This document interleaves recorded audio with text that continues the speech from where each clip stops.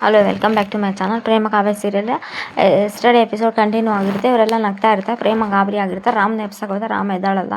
ನೋಡು, ನಾನು ಇಲ್ಲಿಗೆ ಎದಕ್ಕೆ ಬಂದೀನಿ ಅಂದರೆ ನನ್ನ ತಂಟೆಗೆ ಏನಾದರೂ ಬಂದರೆ ಹಿಂಗೆ ಮಾಡೋದು ಅಂತೆಲ್ಲ ನಿನಗೆ ತೋರ್ಸೋಕ್ಕೆ ಬಂದೀನಿ. ಆಮೇಲೆ ನೀನು ನನ್ನ ಹೆದ್ರಕೊಂಡು ತುಂಬ ತಪ್ಪು ಮಾಡಿಬಿಟ್ಟು ಅಂತೆಲ್ಲ ಹೇಳ್ತಾ ಇದ್ದೆ. ಈಗ ನೀನು ನನ್ನ ಹೆದ್ರಕೊಂಡೆ, ನನ್ನ ಯಾರಂತ ತಿಳ್ಕೊಂಡಿದ್ದು ನೀನು ದೊಡ್ಡ ತಪ್ಪು ಮಾಡಿದೆ. ಈಗ ನೀನು ಸುಧಾರಿಸ್ಕೊಳಕ್ಕೆ ತುಂಬ ಅಂದರೆ ತುಂಬ ಟೈಮ್ ಬೇಕು. ರಾಮ್ ಎದ್ದಾಳು ಇವರೆಲ್ಲ ಒಂದೇ ಕುಟುಂಬ. ಎದ್ದಾಳು ಅಂದರೆ ರಾಮ್ ಎದ್ದಾಳು. ನೀನು ಎಷ್ಟೇ ಎಬ್ಸಿದಾರೋ ಇವತ್ತು ರಾಮ್ ಎದ್ದಾಳಲ್ಲ ಅಂತೆಲ್ಲ ಹೇಳಿ ಅವರು 3 ಜನ ನಗ್ತಾ ಇರ್ತಾರೆ.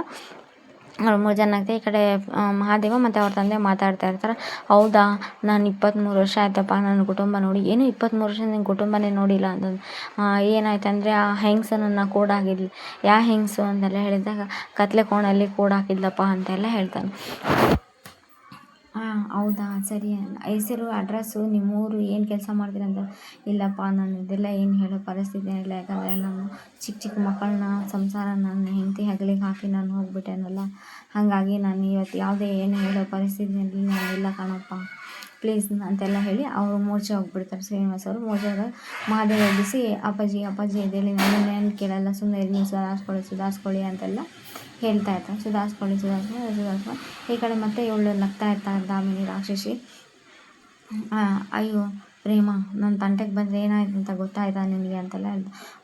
ಪ್ಲೀಸ್ ಏನು ಮಾಡಬೇಡಿ, ಏನು ನನ್ನ ಮನಸ್ಸು ಮಾಡಿದರೆ ನಿನ್ನ ಸಾಯಿಸೋದು ಎಷ್ಟೊತ್ತೆ.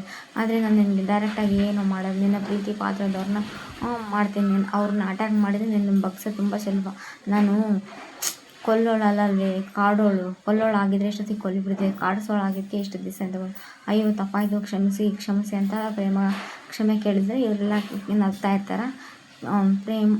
ಸ್ನೇಹ, ಅವ್ರ ತಂದೆ, ಧನರಾಜ, ದಾಮಿನಿ ಮತ್ತು ಆಮೇಲೆ ಇದ್ದಕ್ಕಿದ್ದಂಗೆ ಪ್ರೇಮನ ಹಾಕಿರೋದು ನೋಡಿ ಏನು ಇದೆಲ್ಲ ನಗ್ತಾ ಇದೆಯಲ್ಲ ಅಂತ ಕೇಳಿದಾಗ ನಾನೇನು ಹೆದರ್ಕೊಳಲ್ಲ ಅನ್ಕೊಂಡ್ಯಾ, ನಾನು ಯಾಕೆ ಹೆದರ್ಕೋಬೇಕು ಅಂತೆಲ್ಲ ಹೇಳ್ತಾ ಇರ್ತಾ. ನಾನು ಹೆದರ್ಕೊಳಲ್ಲ ಅಂತೆಲ್ಲ ಹೇಳಿದಾಗ, ನೋಡು ನನ್ನನ್ನು ಹೆದರ್ಕೊಂಡ್ಯಾ, ನಾನು ಬಂದೇನೆಂದರೆ ಎಂಥ ಸಿಂಹನೂ ಬಾಯಿ ಮುಚ್ಕೊಂಡು ಬಿದ್ದಿರ್ಬೇಕು ಅಷ್ಟೇ ಅಂತೆಲ್ಲ ಹೇಳಿ ಇಲ್ಲಿಂದ ಹೋಗ್ಬಿಡ್ತಾಳೆ ಅಂತೆಲ್ಲ ಹೇಳ್ದೆ. ಅವಾಗ ಏನಿದು ಅಂತೆಲ್ಲ ಹೇಳಿ ಪ್ರೇಮ ಗಾಬರಿ ಆಗ್ತಾಳೆ. ಅಪ್ಪಾಜಿ, ಆಯಿತು ಬಿಡಿ, ನಾನು ನಿಮ್ಗೆ ಮಾತು ಕೊಡ್ತಾ ಇದ್ದೀನಿ. ಆ ಹೆಂಗ್ಸ್ ಬಗ್ಗೆ ನೀವು ಹೇಳೋಕ್ಕೆ ರೆಡಿ ಇಲ್ಲ ಅಂದರೆ ನಾನು ಹೊರಗಡೆ ಹೋಗ್ಬಿಟ್ರೆ ಆ ಹೆಂಗ್ಸ್ ನನ್ನ ಕೊಲೆ ಮಾಡಿಬಿಡ್ತಾನಪ್ಪ, ಬಿಡಲ್ಲ ನನ್ನ ಅಂತೆಲ್ಲ ಹೇಳ್ದೆ. ಅದೇ ಟೈಮಿಗೆ ಸರಿ ಆಗಿದ್ದಾಗಲಿ ಒಂದು ಕೆಲಸ ಮಾಡ್ತೀನಿ, ನಾನು ನಿಮ್ಮ ಕುಟುಂಬನ ನಿಮ್ಮನ್ನು ಒಂದು ದಿವಸ ಸೇರಿಸ್ತೀನಿ, ಇಷ್ಟೇ ಅಡೆದಾಡೆ ಬಂದರೂ ಸೇರಿಸ್ತೀನಿ ಅಂತೆಲ್ಲ ಪ್ರಮಾಣ ಮಾಡಿಬಿಡ್ತಾನೆ. ಈ ಕಡೆ ಪ್ರೇಮ ಬೆಳಿಗ್ಗೆ ಎದ್ದು ದೇವ್ರ ಹತ್ರ ಪ್ರಾರ್ಥನೆ ಮಾಡ್ತಾ ಇದ್ದಾಗ, ದೇವರೇ ಇದನ್ನೆಲ್ಲ ಎದುರಿಸೋ ಶಕ್ತಿ ಕೊಡಪ್ಪ ನನಗೆ ಅಂತೆಲ್ಲ ಹೇಳ್ತಿದ್ದ. ಅದೇ ಟೈಮಿಗೆ ರಾಮ ಎದ್ದು ಯಾಕೋ ಏನೋ ತುಂಬ ಮಲ್ಕೊಂಡ್ಬಿಟ್ಟೆ, ಏನೋ ಸುಸ್ತಾಯಿತು, ಏನಾಯಿತು ಅರ್ಥ ಆಗ್ತಾ ಇಲ್ಲ, ಮೈಕೈಯೆಲ್ಲ ತುಂಬ ನೋವು ಅಂತೆಲ್ಲ ಹೇಳ್ತಾರೆ. ಸರಿ ರಾಮ್, ದೇವ್ರ ಹತ್ರ ಏನಾದರೂ ಬೇಡ್ತಾ ಇದೆಯಾ, ದೇವ್ರ ಹತ್ರ ಜಗಳ ಮಾಡ್ತಾ ಇದ್ದೀನಿ.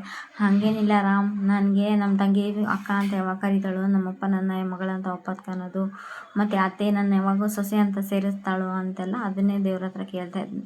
ಈ ಕಡೆ ಮಹಾದೇವ ಸೆಕ್ಯೂರಿಟಿ ಗಾರ್ಡ್ ಕೆಲಸ ಮಾಡಬೇಕಾದ್ರೆ ಕಾವ್ಯನ ಫ್ರೆಂಡು ಊರಿಗೆ ಹೋಗಿ ಬರ್ತೀನಿ ಅಂತೆಲ್ಲ ಅದು ಯಾಕವ್ವ ಅಂತಂದರೆ ನಮ್ಮ ಮನೇಲಿ ಚಿಕ್ಕ ಫಂಕ್ಷನ್ ಇದೆ, ಅದಕ್ಕಾಗಿ ಹೋಗಿ ಬರ್ತೀನಿ ಅಂತ. ಕಾವ್ಯ ಅಂದರೆ ರಾತ್ರೆಲ್ಲ ಕಣ್ಣಿಗೆ ಎಣ್ಣೆ ಬಿಟ್ಕೊಂಡು ಓದಿದ್ದಾಳೆ. ತಾತ ಈಗಲೇ ಎಬ್ಬಿಸ್ಬೇಡಿ, ಆಮೇಲೆ ಎಬ್ಬಿಸ್ಕೊಂಡು ಸರಿ ಕಣಮ್ಮ ಅಂತೆಲ್ಲ ಹೇಳಿ ಒಳಗೆ ಹೋಗಿ ನೋಡ್ತಾರೆ. ಕಾವ್ಯಕ್ಕೆ ಜ್ವರ ಬಂದು ನರಳ್ತಾ ಇರೋದು ನೋಡಿ, ಇವಾಗ ಎದ್ದಾಳವ್ವ ಕಾವ್ಯ ಅಂತೆಲ್ಲ ಕೇಳ್ದ.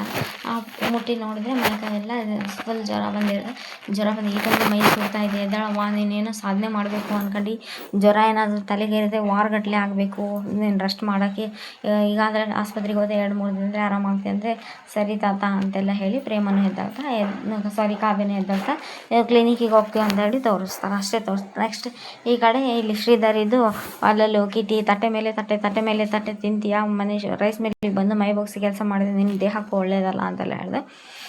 ಆ ಕಡೆಯಿಂದ ಕಲ್ಯಾಣಿ ಏನು ಮಾತಾಡಲ್ಲ. ಆ ಕಡೆ ದಾಮಿನಿ ಯಾರಿಗೂ ಫೋನ್ ಮಾಡ್ತಾಯಿದ್ದೆ, ಸ್ನೇಹಾಗೂ ಫೋನ್ ಮಾಡಿ ಎಲ್ಲ ಕರೆಕ್ಟ್ ಇದೆ, ಜಲ್ದಿ ಬಂದು ನಿನ್ನ ಕೆಲಸ ಮುಗಿಸ್ಕೊ, ಟೈಮ್ ವೇಸ್ಟ್ ಮಾಡ್ಬಿಡಂತ.